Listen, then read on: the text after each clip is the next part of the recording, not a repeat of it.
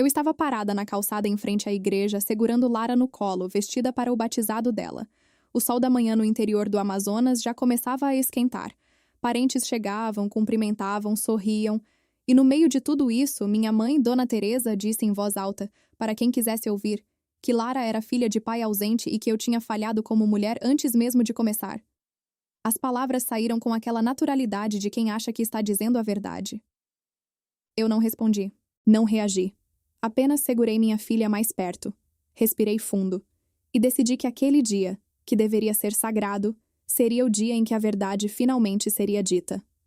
Antes de eu contar o que realmente aconteceu, tire um momento para curtir e se inscrever no canal e dizer de onde você está assistindo nos comentários.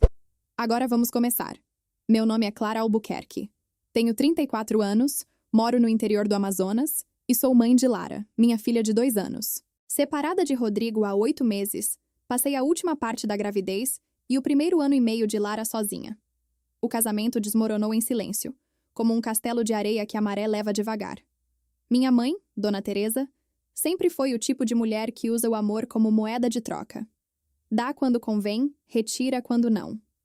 Durante anos, engoli os comentários, as comparações com a minha irmã mais nova, Fernanda, as indiretas sobre as escolhas que fiz na vida.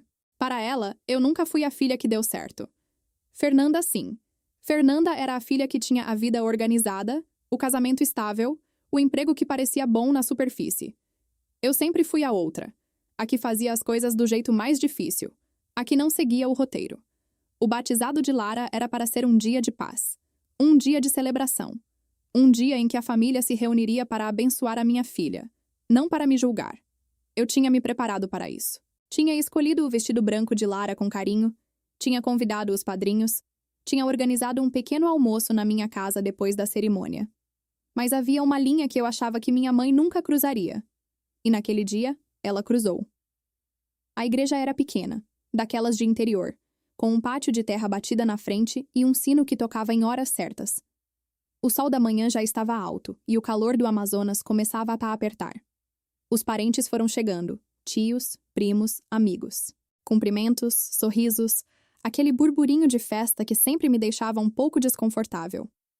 Minha mãe chegou com Fernanda e o marido dela, animada, bem vestida, como quem vai a uma festa onde é a estrela.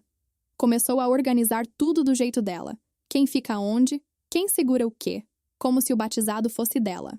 Fernanda, como sempre, estava ao lado dela, acenando, sorrindo, a filha perfeita. O padre se aproximou para cumprimentar a família. Um homem mais velho, com aquele jeito calmo de quem já viu de tudo. Minha mãe o apresentou a Fernanda, elogiando o casamento dela, o trabalho do marido, a vida que ela havia construído. Depois, virou para mim e apontou. Essa é a Clara, disse ela, com aquela frase que é a gota d'água. A outra, a que não se casou direito e está criando a menina sozinha porque não soube segurar o marido. O padre ficou em silêncio. Os parentes que estavam perto desviavam o olhar. Fernanda riu baixinho, um riso contido, mas que eu ouvi claramente. Eu segurei Lara no colo. Ela estava de vestido branco, os olhinhos curiosos, olhando para o padre com aquela inocência que só as crianças têm. Não respondi, não gritei, não fiz cena. Mas naquele momento, olhando para o rosto da minha filha, eu tomei uma decisão. A decisão de que a minha filha não cresceria ouvindo a avó dizer que a mãe dela falhou. Os anos de comparação com Fernanda voltaram em flashes. A infância em que os elogios da minha mãe sempre tinham um destinatário certo, e nunca era eu. O casamento com Rodrigo que Dona Teresa incentivou porque parecia bom na superfície, e depois culpou Clara quando desmoronou. A solidão do primeiro ano de Lara, as noites sem dormir, as contas que paguei sozinha, o trabalho que retomei 6 semanas depois do parto porque não tinha escolha. Eu tinha engolido tudo, sempre. Mas havia uma coisa que eu havia descoberto 3 meses antes do batizado, algo que mudou tudo. Eu estava arrumando umas caixas antigas de Rodrigo, coisas que ele havia deixado para trás depois da separação. Encontrei um celular velho, daqueles que a gente esquece na gaveta. Liguei.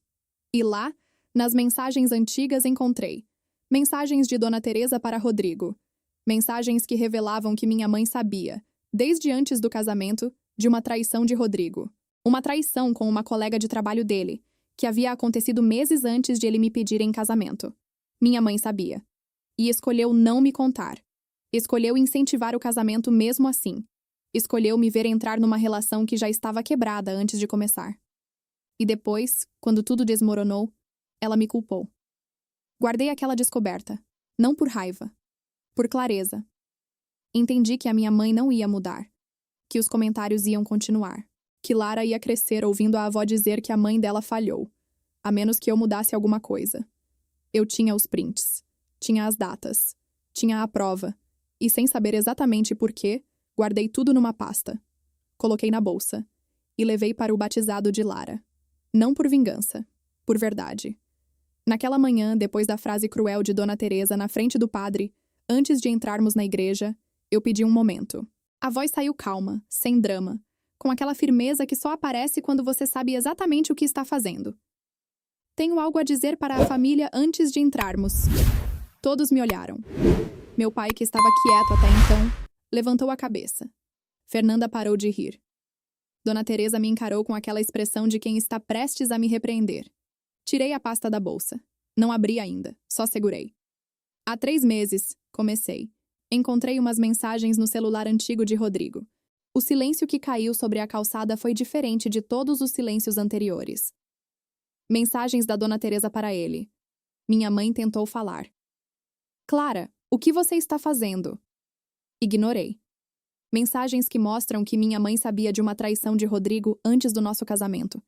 Uma traição que aconteceu meses antes de ele me pedir em casamento. O padre, que estava ali perto, fez um movimento pequeno, quase imperceptível. Minha mãe sabia, e escolheu não me contar. Escolheu incentivar o casamento mesmo assim, e depois, quando tudo desmoronou, ela me culpou pela separação. Abri a pasta. Não joguei os prints na cara de ninguém, apenas mostrei. Os prints estão aqui. As datas estão aqui, para quem quiser ver. O rosto de Dona Teresa empalideceu. Ela tentou rebater, tentou minimizar, tentou usar o tom de autoridade que sempre funcionou. Clara, você está louca. Isso é uma invenção. Mas dessa vez, a família ouviu a verdade primeiro. Meu pai olhou para minha mãe com uma expressão que eu nunca tinha visto nele. Não raiva. Desapontamento. Fernanda estava em silêncio, os olhos fixos na pasta. O marido dela desviou o olhar.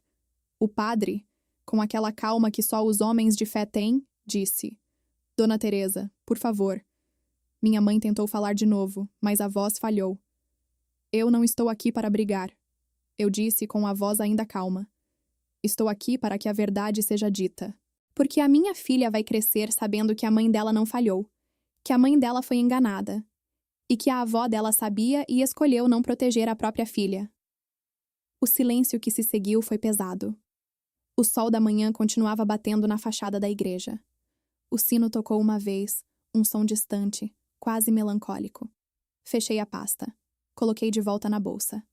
Agora, eu disse, podemos entrar para o batizado. E entrei na igreja com Lara no colo. O batizado aconteceu. O padre conduziu a cerimônia com aquela solenidade simples que os batizados no interior têm. Lara, no colo do padrinho, olhava para a Anágua Benta com curiosidade. Minha mãe ficou no banco, menor do que quando chegou.